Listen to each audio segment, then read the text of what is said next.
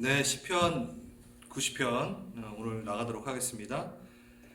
시편 90편은 시편이 이렇게 구분되어 있었다 그랬잖아요. 5권으로. 그 중에 제 4권으로 분류되는 제일 첫 번째 시입니다. 여기 표절을 보면은 하나님의 사람 모세의 기도. 네, 시편에 모세의 시가 있습니다. 그러니까 시편 중에서 어떻게 보면 가장 오래된 시, 지어진 지 되게 오래된, 가장 오래된 시라고 얘기할 수 있죠. 근데 이렇게 읽어보면요, 가벼운 시가 절대 아닙니다. 진중하고 아주 엄중한 시라는 것을 우리가 볼 수 있습니다. 우리 1절부터 6절 먼저 좀 읽어볼까요? 같이 읽겠습니다. 주여, 주는 대대에 우리의 거처가 되셨나이다. 산이 생기기 전, 땅과 세계도 주께서 하시기 전, 곧 영원부터 영원까지 주는 하나님이시이다. 주께서 사람을 티끌로 돌아가게 하시고 말씀하시기를 너희 인생들은 돌아가라 하셨사오니 주의 목전에는 천년이 지나간 어제 같으며 밤의 순간 같을 뿐입니다. 주께서 그들을 홍수처럼 쓸어 가시나이다. 그들은 잠깐 자는 것 같으며 아침에 돋는 풀 같으니이다. 풀은 아침에 꽃이 피어 자라나다가 저녁에는 시들어 마르나이다. 1절에서 6절까지는요, 인생의 덧없음에 대해서 이야기를 하고 있습니다. 광야 40년 동안 수많은 사람들이 시들어 사라지는 것을 모세는 리더로서 지켜봤을 텐데, 6절까지는요, 하나님의 그 영원함, 하나님은 영원하신 분, 그런데 우리의 인생은 상당히 일시적인, 우리는 일시적인 존재다라는 것을 이야기하고 있죠. 그렇죠? 3절 티끌 같다고 얘기하고, 4절에는 밤중에 한순간 찰나의 삶, 그리고 홍수에 휩쓸린 것 같은, 잠깐 자는 것 같은, 아침에 돋는 풀 같은, 이스라엘에 가보면요, 그 광야에 가보면 아침에 피었던 그 꽃이 이제 저녁이 되면은 사라지는, 영원에 비하면 아예 존재의 의미가 없는 것과 같을 정도로 초라하고 보잘것없는 인생의 초라함에 대해서 얘기하고 있습니다. 그러면서 이제 7절부터는 하나님의 공의, 그래서 하나님의 분노, 노여움이 등장하고 있습니다. 7절에서 12절 한번 볼까요? 7절 우리는 주의 노에 소멸되며 주의 분내심에 놀라나이다. 주께서 우리의 죄악을 주의 앞에 놓으시며 우리의 은밀한 죄를 주의 얼굴빛 가운데 두셨나이다. 우리의 모든 날이 주의 분노 중에 지나가며 우리의 평생이 순식간에 다하였나이다. 우리의 연수가 70이요 강건하면 80이라도 그 연수의 자랑은 수고와 슬픔뿐이요 신속히 가니 우리가 날아가나이다. 누가 주의 노여움의 능력을 알며 누가 주의 진노의 두려움을 알리까? 우리에게 우리 날 계수함을 가르치사 지혜로운 마음을 얻게 하소서. 아주 중요한 구절이네요. 우리 날 계수함을 가르치사 지혜로운 마음을 얻게 하소서. 이게 뭔가요? 우리의 날이 한정되어 있음을 아는 것이 오히려 지혜로운 것이다. 인생이 너무나 짧다는 것을 안다는 것은 역으로 하나님이 영원하시다라는 것을 깨닫게 되는 것. 그러니 그것은 지혜이다라고 이야기하고 있습니다. 제가 2주일 전에 꿈을 한번 꿨다고, 아니 3주 전이군요. 꿈을 꿨다고 말씀을 드렸던 것 같아요. 예배 시작 전에 우리가 인사하는 장면.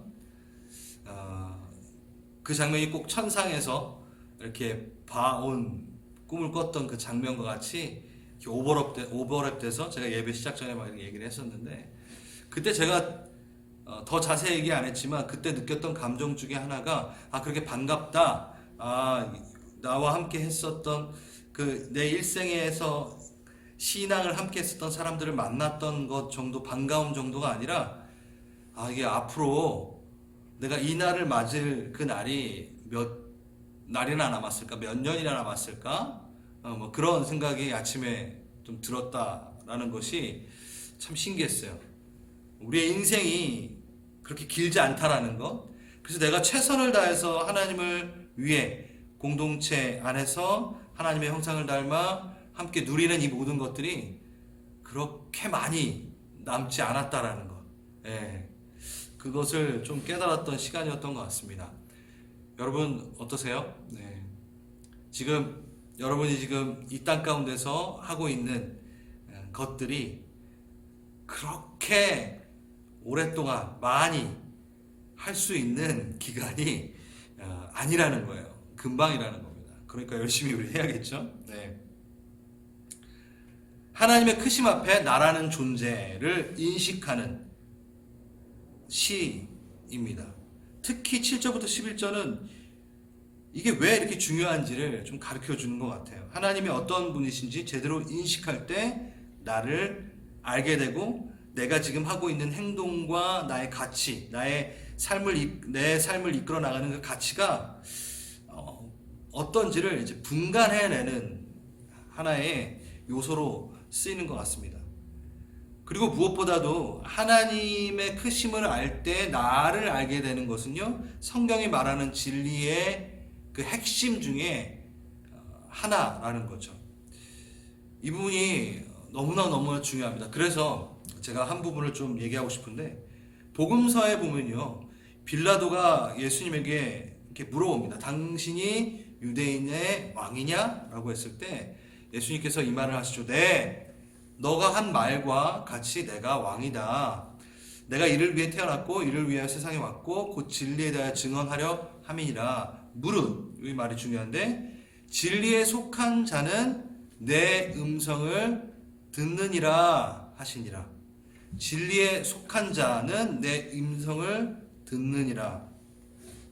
그러니까 하나님의 크심, 진리에 속한 자는요, 내 음성을 듣는다 그러는데 어떤 음성이냐면, 너가 진리에 속했다면 이 음성을 들었을 것인데 내가 왕이라는 것을 알게 될 것이다. 이 말씀이거든요. 진리에 속한 자는 내 음성을 듣니라. 진리에 속한 자는 내가 왕이라는 것을 인식하고 깨닫고 듣느니라 라고 주님은 이렇게 얘기하십니다. 아주 간단하죠. 어디에 우리가 고개를 숙여야 될지를 아는 거예요. 어디에 서서 정렬하고 기준이 되고 거기에 차렷하고 경례 해야 되는 거가 어디인지 누구인지를 바로 아는 것. 왕을 배웁니다. 경외합니다. 제가 왕을 두려워합니다. 라고 내가 인식하는 것은 진리를 알 때에 바로 이 태도가 나온다라는 거죠. 그러니까 하나님이 어떤 분이시고 하나님이 어떤 분이신지 분명히 깨달아 안다면 내가 어떤 존재인지를 깨닫게 알게 되는 자연스러운 일이 생긴다는 겁니다. 이 세대를 보면 정말 어떻게 보면 두려운 것은 하나님을 두려워하지 않는 모습을 보게 되는 게 가장 이 세대가 두려움에, 이 세대를 볼 때 정말 두렵다, 위험하다라는 것을 느끼게 하는 것 같아요. 이 시대 교회의 모습 중에서도 제일 불안한 것이 목회자로서 뭐냐면 하나님을 두려워하지 않는다라는 것입니다. 우리는 하나님 앞에 내 시간에 맞춰서, 내 타이밍에 맞춰서 나를 축복해 주셔야지, 너무 주님 늦네요. 하나님 왜 나의 기도와 나의 예배를 거절하시는 건가요? 그럴 자격이 있는 건가요? 라고 이야기하듯 우리는 가끔 가인의 예배를 드리는 듯 보일 때가 있어요. 그래서 사람들과 이렇게 같이 이야기를 나누다 보면은 물론 조심스럽게 이야기해야 되지만 어느 부분에서는 너무 버리장머리 없는 어린 아이처럼 이렇게 하나님 앞에 대한다는 거죠. 하나님, 좀 참을성 많으시니까 좀 더 기다려 주셨으면 좋겠어요. 이런 식으로. 징계하신다고 하고 심판하신다고 하지만 다 용서하실 건데 라는 어떤 건방짐, 그렇죠? 주께로 돌아갑시다. 우리 주님을 두려워해야 됩니다. 제가 왜 얘기를 하냐면 이스라엘 백성의 문제는요, 하나님을 사랑하지 않는 것도 분명히 있었지만 정말 많이 다루어지고 있는 것이 뭐냐면 두려워하지 않았다라는 거죠. 이 시대가 하나님의 사랑에 대한 부분을 많이 당연히 강조해야죠. 그 하나님의 사랑이 가장 큽니다. 그 안에 이제 두려움이라는 그 성품 중에 하나님을 경외함, 두려움이라는 어떤 분노, 하나님의 심판, 이 부분들이 들어있지만 아예 이 부분이 다루어지지 않는다면 아주 큰 문제라는 거죠. 왜냐하면 성경에 너무나 가득합니다. 하나님을 두려워하지 않음으로 발생되는 일들, 시편에 특히 또 많이 있죠. 시편에 가득한데 두려워하라. 시편 2장 11절, 두려운 마음으로 주님을 섬기고 떨리는 마음으로 주님을 찬양하라. 되게 많아요. 이걸 다 찾을 수 없고, 또 선지서도 분명히 많겠죠. 당연히 예레미야 2장에 보면요, 이스라엘을 징계하실 때 이렇게 얘기하십니다. 19절에 너의 속에 나를 경외함이 없는 것이 악이다. 그러니까 하나님을 두려워하지 않는 것 자체는 악이다 라고 이야기합니다. 여기 특별하게 예레미야 2장에 나오는 19절에 나오는 이 경외함은요, 우리가 알고 있는 신학적인 어떤 경외함 이런 게 아니에요. 여기 경외함이라고 바꿔서 말했지만 구약 안에서 경외함은요 보통 야레라는 히브리어로 씁니다. 근데 여기서는 파그다라는 문자 그대로 그냥 벌벌 떠는 두려움을 말하고 있어요. 그냥 두려워하는, 정말 두려워하는, 경외 막 이 정도가 아니라 정말 두려워 벌벌 떠는, 그냥 하나님께서 우리에게 이렇게 얘기하시는 거예요. 넌 나를 좀 두려워하지 않아 라고 얘기하는 거죠. 넌 나를 경외하지 않아, 이 정도가 아니라 그 두려워하지 않은, 경외하지 않으면 계속 반복이 되니까 진짜 너 나 안 두려워하는구나 라고 이제 얘기하시는 거죠. 이스라엘 백성의 문제는요, 신학적인 측면에서 뭐 교리적인 측면에서 문제가 있었고 그런 것이 아니라, 물론 그런 것도 있죠. 그게 2차적인 부분입니다. 근데 정말로 이스라엘 백성의 가장 큰 문제는 뭐였냐면 하나님을 두려워하지 않았다라는 것. 그 말씀이 임하는 순간 바로 정렬하고 바로 자기를 책하고 차렷하고 충성하지 않은 것, 이게 진짜 큰 문제였다는 거죠. 우린 어떤 게 더 문제일까요? 하나님을 사랑하지 않은 것도 문제지만 진짜 이 시대는, 나의 신앙은 하나님을 두려워하지 않는 것이 정말 큰 문제일 수 있습니다. 네. 그런데 여기가 끝이 아니에요. 시는 13절에서 15절을 볼까요? 13절, 여호와여 돌아오소서, 언제까지니까 주의 종들을 불쌍히 여기소서. 아침에 주의 인자하심이 우리를 만족하게 하사 우리를 일생 동안 즐겁고 기쁘게 하소서. 우리를 괴롭게 하신 날수대로와 우리가 화를 당한 연수대로 우리를 기쁘게 하소서. 확 전환이 되는 것처럼 보입니다. 모세가 이 시의 갑작한 변화를 맞게 하면서 이렇게 딱 얘기하는 게 보면 여호와여 돌아오소서. 어떻게 보면 이 시의 핵심이죠. 핵심. 아주 더 중심된 이야기 구절이라고 생각합니다. 여러분, 하나님의 분노, 분냄, 진노, 노여움이 막 쏟아지고 있는데 그 가운데 여호와여 돌아오소서 이렇게 얘기를 하고 있어요. 그 크신 왕, 진노, 심판의 하나님이 없으면 좀 편하고 더 나을 것 같은데, 더 잘 될 수도 있을 것 같다라는 생각이 드는데 결코 그게 아니었구나 라고 하고 돌아오셔서 이렇게 얘기하는 부분인 것 같아요. 돌아오시길 요청하는 이 부분, 이건요 진노의 하나님 안에 또 다른 하나님을 발견한 거고, 또 그 진노 가운데 아무것도 아닌, 우리 1절에서 6절에서 봤던 것처럼 정말 초라하고 티끌과하고 또 면자 같은 아무것도 아닌 초라한 나에게서 또 다른 나를 또 발견하게 되는 아주 중요한 부분인 것 같아요.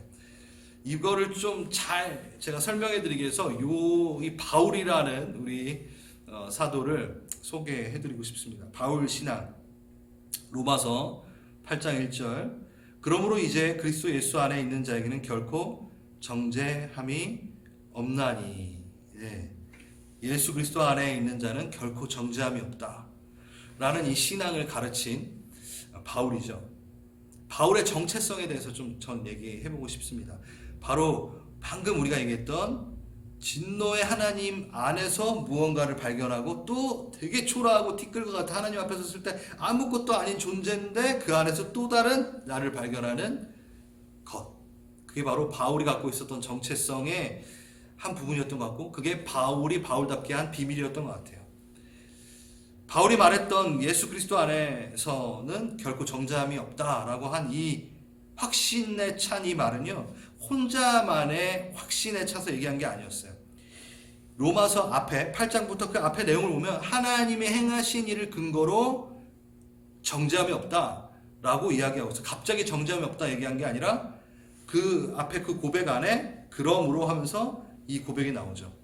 그러면서 이것은 감정도 아니고 느낌도 아닌 어떠한 용어를 쓰고 있냐면 법률 용어를 쓰면서 이제 나에겐 빚이 없고 형벌이 없고 재판이 이미 끝난 상태다. 완료형이다. 더 이상 나는 누군가에게 고발을 받지 않는다라는 법률 용어를 쓰고 있습니다. 결코 나는 정죄함을 받지 않아. 그렇죠? 예수 그리스도께서 그 일을 행하셨기 때문에.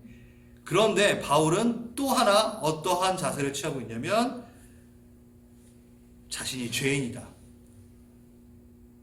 죄인 중에 죄수, 괴수다.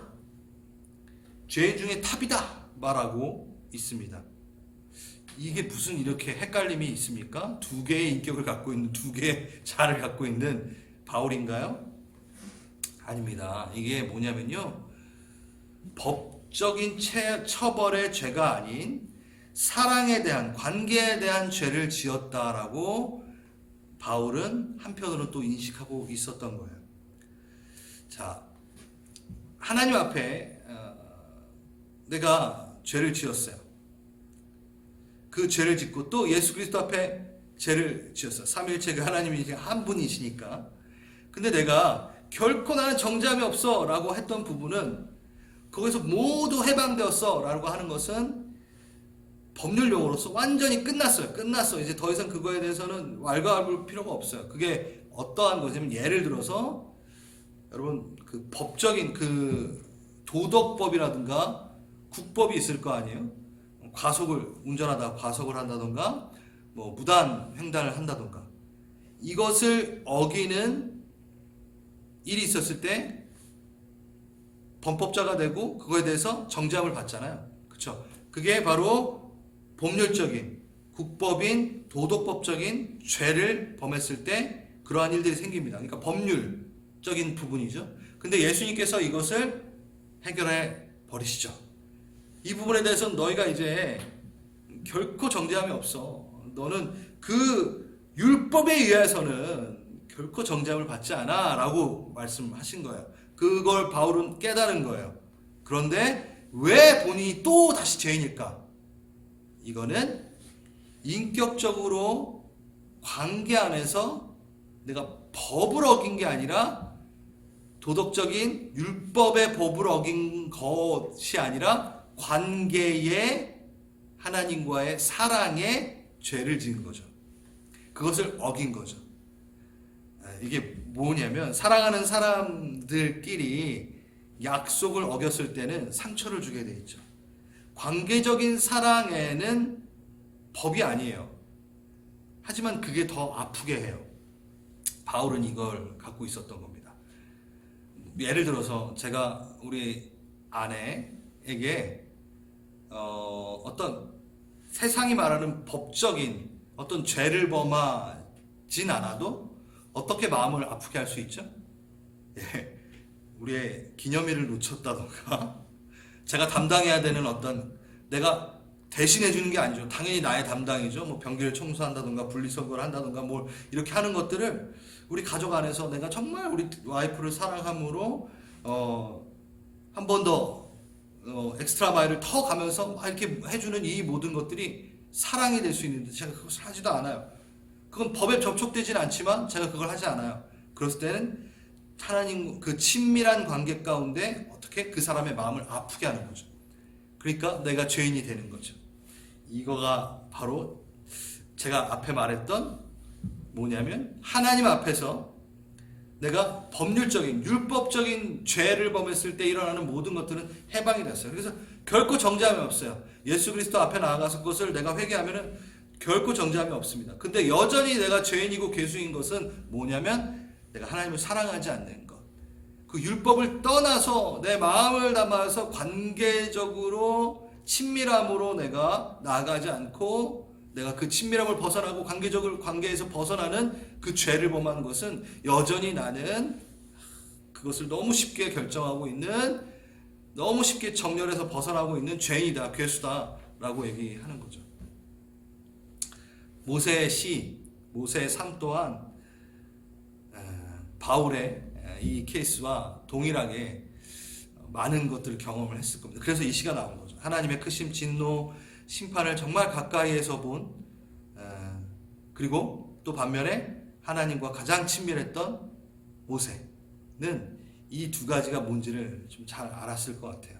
그래서 이 시가 나온 것 같아요. 그분의 다시 여호와께로 돌아가자, 돌아오소서, 사랑하는 하나님, 막 진노의 하나님 막 얘기하다가 여호와여 돌아오소서. 예. 그분의 진노가 결국 어떤 진노인지도 알게 되고, 하나님의 채찍이 나를 갉아먹는 죄를 향한 질책이라는 것도 알게 되고, 나라는 정체성, 인격이 아닌 나의 정체성과 인격에다 하나님의 분노를 퍼부시는 거 아니야?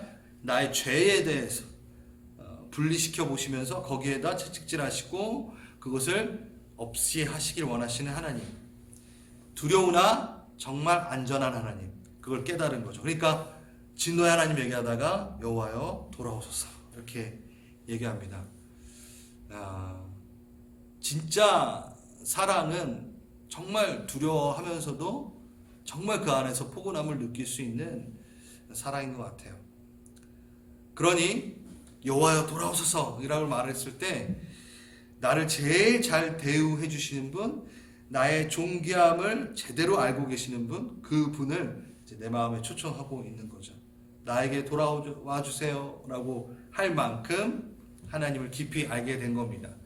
그리고 그렇게 오셔도 나에게 정말 안정감이시고 가장 좋으신 분이신 것이 바로 하나님이라는 것을 또 알게 되고, 그 하나님이라는 것을 가르쳐 주시는 분도 또 하나님이시겠죠. 그러면서 이제 13절 보겠습니다. 여호와여 돌아오소서, 언제까지니까 주의 종들을 불쌍히 여기소서. 돌아오소서, 언제까지입니까? 주의 종을 불쌍히 여기시옵소서. 우리를 괴롭게 하신 날수대로와 우리가 화를 당한 연수대로 우리를 기쁘게 하소서. 불쌍히, 언제까지입니까? 돌아오십시오. 너무 두려워가지고 좀 떠나셨으면 좋은 그 분노, 진노의 하나님을 다시 돌아오라고 하면서 언제까지 떠나 계실 겁니다. 불쌍히 여기십시오. 또 이렇게 얘기하고 있는 거예요. 나를 제대로 비춰주는 거울이 세상이고 사람들이고 할 때는 오히려 잘못된 나의 인식 안에 갇히게 됩니다. 근데 하나님, 진짜 하나님이 오게 되면 내가 해방을 누릴 수 있다는 걸 지금 아는 거죠. 네. 굴곡된 자기 정체성을 가지고 있을 때, 하나님으로 잘 모르고 있을 때 나의 삶의 행동들이 얼마나 구차했는지를 기억하고 있는 거예요. 모세는. 여러분 어떠신가요? 주님을 그러니까 이게 주님, 우리가 신앙 생활하면서 점점 성장을 하잖아요. 그 이전에 내가 행했던 일들이 얼마나 부끄럽고 후회가 되는가 경험해 보시지 않으셨습니까? 너무 천방지축이고 아나무인이고 교만하고 잘난 척하고 아는 척하고 막 그런 덤볐던 삶들, 하나님이 두려워 떠났던 삶들은 나에게 이로울 줄 알았는데 돌이켜보니까 너무 부끄러운 삶이었던 거예요. 그 시간이 너무나 부끄러운 거예요. 그러니까 속상하고 억울하기까지 한 거예요. 왜 내가 주님을 떠나겠었고 하나님 왜 나에게 멀리 계셨나요? 돌아오십시오 라고 얘기하는 거예요. 더 일찍 빨리 하나님의 성품을 깨닫고 닮아갔다면 내가 그 안에 있었던 그런 너무 부끄러운 일들은 없었을 텐데, 고통은 없었을 텐데, 좀 응석을 부리는 반응처럼 언제까지니까 나를 불쌍히 여기십시오, 떠나지 마십시오. 그때 참 제 삶이 잘난 줄 알았는데 되게 구차했고 부끄럽고 나 부끄럽습니다 라고 얘기하는 거죠. 그러면서 16절, 주께서 행하신 일을 주의 종들에게 나타내시며 주의 영광을 그들의 자손에게 나타내소서. 그래서 주님 다시 그 행하신 일, 애굽에서부터 우리를 이끄신, 모세가 지금 쓴 거니까 애굽에서부터 이렇게 나를 이끄신, 그 죄에서부터 이렇게 해방되는 일들을 나타내십시오. 여러분, 그때 그 해방됐을 때 주님께서 이끄셨지만 짐을 챙겨가지고 실질적으로 걸음을 걸어서 나와야 되는 건 또한 우리의 결단이 필요했던 겁니다. 그래서 이게 또 나와요. 17절. 그래서 주 우리 하나님의 은총을 우리에게 내리게 하사 우리의 손이 행한 일을 우리에게 견고하게 하시소서. 우리의 손이 행한 일을 견고하게 하소서. 당연히 출애굽은 하나님의 완전 강권적인 구원의 역사입니다. 근데 그 구원의 역사 가운데 분명히 여러분, 우슬초를 어린 양의 피를 발라야 됐었고 거기 안에 들어가 있어야 됐었고, 그 하나님의 역사 기적 가운데서도 다시 짐을 챙겨서 출애굽을 하기 위해서 걸음을 걸어 나와야 되는 결단이 있어야 되고 행동이 있어야 된다는 거죠. All dependence, all effort. 우리 정말 우리 교회에서 많이 얘기하고 있는, 정말 하나님께서 다 하셨지만 나의 또한 결단 또한 있어야 되고 그에 따른 나의 행동 또한 가야 된다라는 거죠. 분명히 이것은 주님 앞에 기억되고 결산이 될 거라는 것을 우리는 알고 있어요. 우리의 행동, 우리의 결단, 우리의 주님을 향한 그 열심이 분명히 결산이 됩니다. 그러니까 은총을 우리에게 내리사 우리의 손이 행한 일을 우리에게 견고하게 하소서. 우리의 손이 행한 일을 두 번이나 이렇게 얘기하잖아요. 하나님을 향해 내가 결단하고 행했던 그것들에 대해서 견고하게, 그거는 남게 하소서, 그것이 기억되게 하소서라고 얘기하는 겁니다. 이 부분 정말 중요한 것 같아요. 여러분, 마태복음 7장에 보면은 이런 일이 있잖아요. 뭐 주님을 위해서 이런 일 저런 일 하고 막 귀신 쫓아내고 막 병자들 고쳐내고 막 했는데 주님 앞에 섰을 때 주님이 도무지 너 알지 못한다라고 예수님이 그렇게 진단하시죠. 판결하시죠. 깜짝 놀랐습니다. 그러니까 마음 정말 영으로 하지 않는 것은 또 하나님께서 취급하지 않는다라는 거예요. 인정하지 않는다라는 거예요. 저는요, 제가 이 땅에 살면서 하나님을 향해 했던 것들, 그리고 고민했던 것들, 내 중심을 다해서 했던 것들이 잘 결제받게 되길 원해요. 그거에 하나님 나라에 그 앞에 섰을 때 견고히 남길 원해요. 여기 있잖아요. 우리의 손이 행한 일을 우리에게 견고하게 하소서. 견고히 남기 원합니다. 하나님의 가치에 그의 뜻 안에서 이루어진 일은 고스란히 남아서 하나님께 기억되길 바랍니다. 하나님과 코드가 맞는 일을 내가 했던 것들, 하나님의 코드랑 맞는 일을 한 것들, 이것이 분명하게 남습니다. 하나님 앞에 섰을 때. 너무 부족하고 실수가 많더라도, 또 고단하고 세상에서 바로 앞에 서서 세상의 자랑이 되지 않더라도 하늘에서는 제일 앞에 서 있고 하늘에서는 자랑이 되고 하늘에서는 내 이름을 안다라는 거예요. 그 일이 분명히 있다는 거예요. 이 땅에서 우리는 그 일을 경고케 하고 가지고 올라가야 됩니다. 가지고 올라가야 됩니다. 남습니다. 그것만 남습니다, 여러분. 우리가 그 일을 위해 우리가 함께 이 땅에서 주님 허락하신 날 동안 열심을 다해서 그 경고에 남을 일에 대해서 함께 온 힘을 다해 한번 나아갔으면 좋겠습니다. 그러면서 마지막으로 1절을 다시 한번 읽겠습니다. 주여, 주는 대대에 우리의 거처가 되셨나이다. 여기에 나오는 거처는요, 마온이라는 히브리어인데요, 동물들의 잠자리, 보금자리예요. 시편에 많은 내용, 그 하나님에 대해서 나오잖아요. 요새시요, 산성이요, 반석이요와 같이 피난처 되심에 대한 부분은 분명히 동일하지만 여기에 우리의 거처라고 했을 때는요, 그 안에 평안함을 누리는 것이 더 강조되어 있는 단어입니다.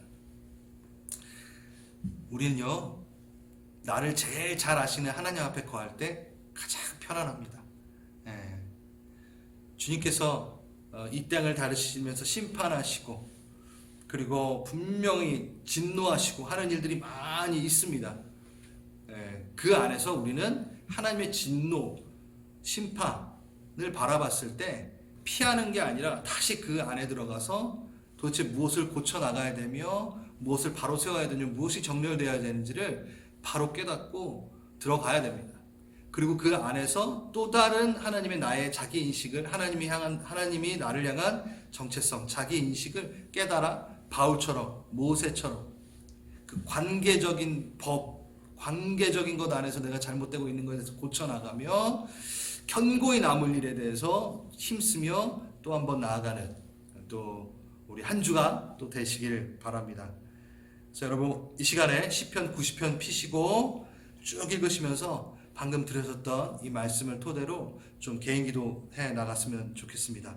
주님, 제가 정말 부족하고 실수가 많고 고단하더라도 내가 하나님의 컨셉과 동일한 하나님과 가치가 정말 명확하게 들어맞는 그 일이 견고히 세워져서 하나님 앞에 이렇게 들고 갈 수 있도록 나의 삶을 다시 한번 매니징 해 주십시오. 다시 한번 세워 주십시오.